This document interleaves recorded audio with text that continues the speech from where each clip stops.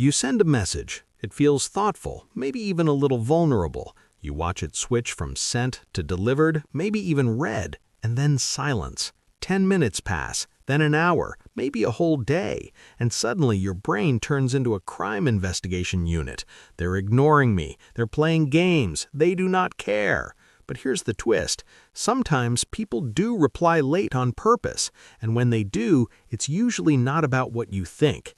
It's not always about arrogance or manipulation. Sometimes it's about fear. Sometimes it's about control. Sometimes it's about protecting a version of themselves they don't want you to see. Let me show you what's really going on. Picture this. Someone receives your message. Their phone lights up. There's that tiny spark of excitement we all get from notifications. For a split second, they feel important, chosen, noticed, and then something else happens. Their brain starts calculating. If I reply right now, will I look too eager? If I take too long, will I look uninterested? What does the right timing say about me? Welcome to the psychology of perceived value. In the digital age, response time has become social currency. We don't just communicate with words anymore, we communicate with speed. Replying instantly can feel like emotional exposure. Delaying can feel like mystery, and mystery in modern dating and social dynamics is often confused with power. Some people reply late because they believe availability lowers their value. They've internalized the idea that being hard to get increases attraction, that busyness signals importance, that making someone wait builds desire.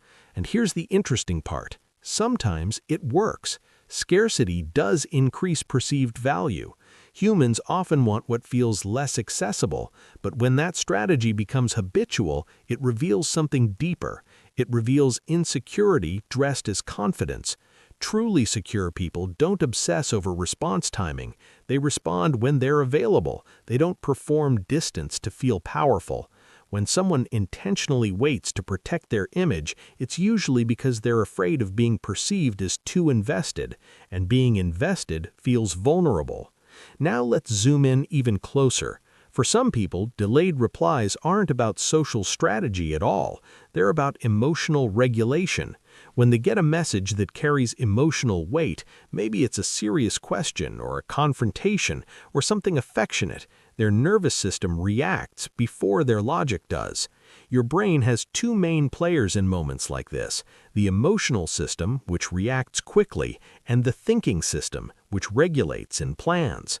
If the message triggers anxiety, fear, or uncertainty, the emotional brain fires first, the body tightens, the heart rate shifts. So instead of replying immediately and risking saying something reactive or messy, they pause. From the outside, it looks intentional and cold. From the inside, it feels like self-protection.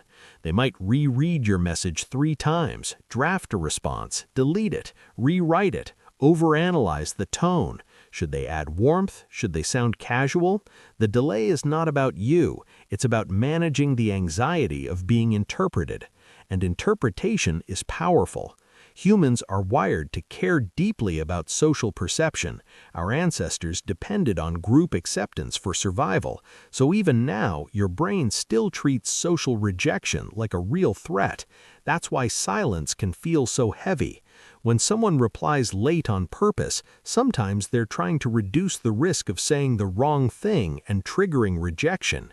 Then there's attachment style. If someone leans avoidant, closeness can feel overwhelming, not because they don't want connection, but because deep connection can stir a quiet fear of losing independence. So when a message feels intimate or emotionally charged, their instinct is to create space. Delaying the reply becomes a small act of control, a way to slow down the emotional momentum, a way to avoid feeling engulfed. On the flip side, someone with anxious attachment might want to reply immediately. Their instinct is to secure the bond quickly, but they've learned, maybe from past experience, that appearing too eager can push people away, so they force themselves to wait.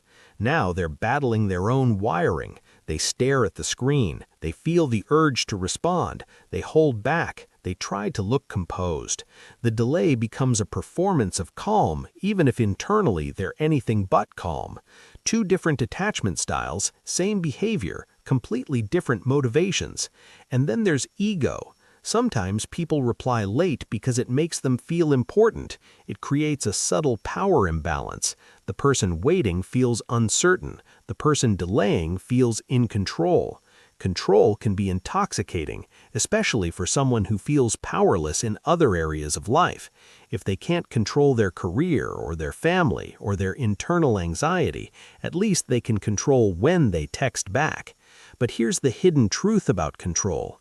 It often grows in soil watered by fear. Fear of being overlooked, fear of not being chosen, fear of not being enough. Replying late becomes a shield. Now let's flip perspectives. If you're the one waiting, what happens in your brain? Uncertainty is deeply uncomfortable for humans. When there's a gap between action and response, your mind fills it with stories, and your brain tends to default to negative explanations. It's a survival mechanism. Assuming the worst once kept us alert to danger. So silence becomes rejection, delay becomes disinterest. A few hours feel like emotional abandonment, but sometimes it's just someone managing their own internal world. There's another layer people rarely talk about: decision fatigue. Modern communication is relentless. Notifications don't stop. Conversations overlap. Some people delay replies because they're mentally overwhelmed. Every response feels like a small social task, and when your cognitive resources are low, even small tasks feel heavy. It's not that they don't care, it's that their brain is tired. Still, when the delay is intentional, there's always meaning behind it. The question is whether that meaning comes from insecurity, strategy, anxiety, or boundaries. Yes, boundaries. Some people intentionally reply late because they refuse to let technology dictate their pace of life. They don't want to feel obligated to respond instantly. They want space between stimulus and reaction. In a world that demands immediacy, slowing down can be an act of autonomy. That kind of delay is not about manipulation, it's about reclaiming agency. So how do you tell the difference? Look at patterns, not isolated moments.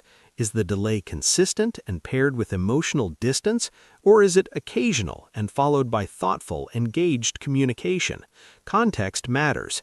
And if you recognize yourself in the person who waits on purpose, here's a gentle reflection. When you delay, what are you protecting? Your image? Your independence? Your heart? There's no shame in needing space. There's no crime in thinking before responding. But if the delay is driven by fear of seeming too much, maybe it's worth exploring why being enthusiastic feels unsafe. Authenticity requires courage. It means replying when you genuinely want to, not when it feels strategically optimal. It means letting go of the illusion that timing controls value. Your worth is not measured in response speed, and neither is theirs. The healthiest communication doesn't rely on suspense, it relies on clarity. It feels calm, not calculated. If you're the one who tends to overthink and wait, maybe experiment. Reply once without analyzing the timing. Notice the discomfort. Notice that nothing catastrophic happens. The world keeps spinning. You're still respected, you're still valued. And if you're the one who spirals while waiting, practice observing your story instead of believing it. Ask yourself, what else could this mean? Give space for neutral explanations. Digital communication has magnified our insecurities. A few hours of silence now carry emotional weight they never used to. But behind every delayed message is a nervous system trying to feel safe in its own way. Maybe the real goal is not to decode response timing perfectly. Maybe it's to build enough security within yourself that timing doesn't shake your sense of worth. So the next time you see that message sitting there unanswered, take a breath. Notice your reaction. Notice the narrative forming. Remember that human behavior is rarely about one simple explanation. And if you're the one who hovers over your keyboard, debating whether to send the reply now or later, pause for a different reason. Not to calculate power, but to ask yourself, am I responding from fear or from authenticity? That single reflection can change the entire dynamic of how you connect. If this made you think about your own texting habits or someone else's, reflect on it, because understanding these subtle behaviors is not about judging them, it's about becoming aware of the invisible patterns shaping our relationships. And once you see the pattern, you get to choose differently.